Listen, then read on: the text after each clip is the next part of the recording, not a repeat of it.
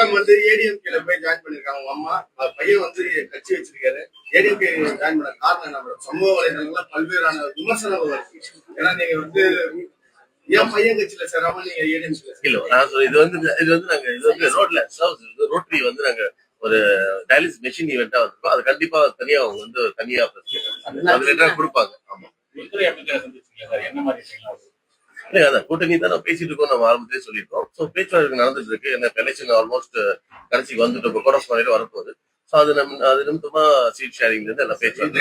எதிர்கட்சிகள் தொடர்ச்சி அவங்க பிடிஜேன்னு சொல்லியிருந்தாங்க. இப்ப நீங்க கூட்டணி சம்பந்தமா பேசுறேன்றீங்க பிஜேபியுடன். அது உங்களுக்கு பின்னடைவு ஏற்படுத்தாதா? எத்தனை தொகுதியில நீங்க போட்டியில கேட்பீங்க?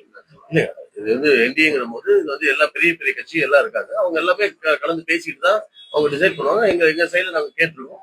இன்னும் ஒரு மேட்டர் ஆஃப் டைம் உங்களுக்கு கண்டிப்பா தெரிய வந்துடும். எத்தனை கேட்பீங்க? நான் கேட்கறது எவ்வளவு கேட்பேன். நானும் வெயிட் பண்ணல. ஒரு நாட்டில் எல்லாம் பேச்சுவார்த்தை நடந்துட்டு இருக்கும் போது நம்ம அதை போய் வெளில சொல்றது நல்லா இருக்காது. நடந்துட்டு இருந்தா ஒரு கொஞ்ச நாள் உங்களுக்கு ஒரு வாரத்திலேயே உங்களுக்கு எல்லா கிளாரிட்டி வந்து இல்லைங்க. நானும் சொல்றேன் பிடி நான் தான் டேவன்ல இருந்து இது கிளியர் பண்ணிட்டே இருக்கேன். நம்ம தான் பிஜேபியில தான் நான் இருந்தேன். எனக்கு இங்க வந்து இங்க ஒரு அங்கீகாரம் கிடைக்கல. அதனால நான் இங்க இருந்து தனியா போய் நான் கட்சி ஆரம்பிச்சேனே தவிர நம்ம இது வந்து அது டேவன்லயே சொன்ன பிடிஎமே இல்லையே. நான் அன்னைக்கு எல்ஜேக்குன்னா ஏ டீம் தான். இன்னைக்கு என் கட்சியா தான் நம்ம அலைன்ஸ் பேசுவோமே தவிர இது நாங்க பின்னாடி இந்த எலெக்ஷனுக்கு அப்புறம் வந்து போய் பேக்டோர்ல நாங்க போய் சேரல. முதலமைச்சர் கேண்டிடேட் நீங்க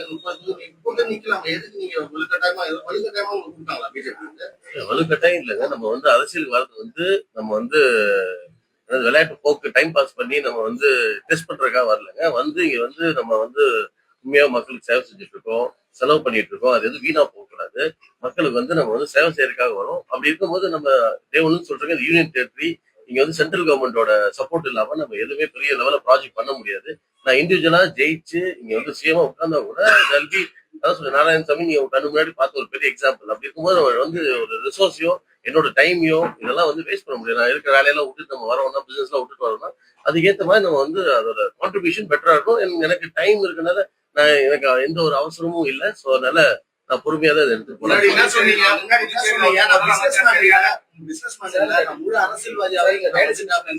ஆமாங்க, இப்பதான் அரசியல்வாதியா வந்திருக்கேன்.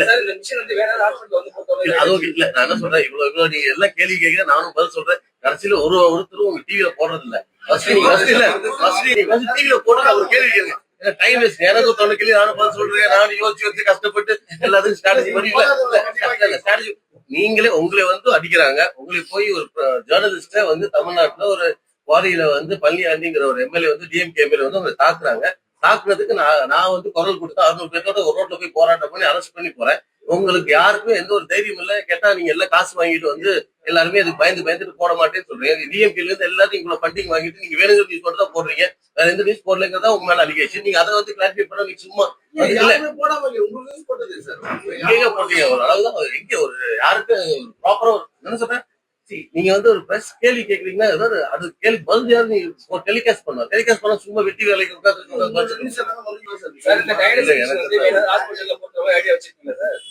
இல்லைங்க. இப்போதைக்கு அதான் சொல்றேன். 14 மெஷின் கொடுத்துருக்கோம். இந்த 14 மெஷின் வந்து இப்போதைக்கு ஃப்ரீ ட்ரீட்மெண்ட் இதெல்லாமே வரும்.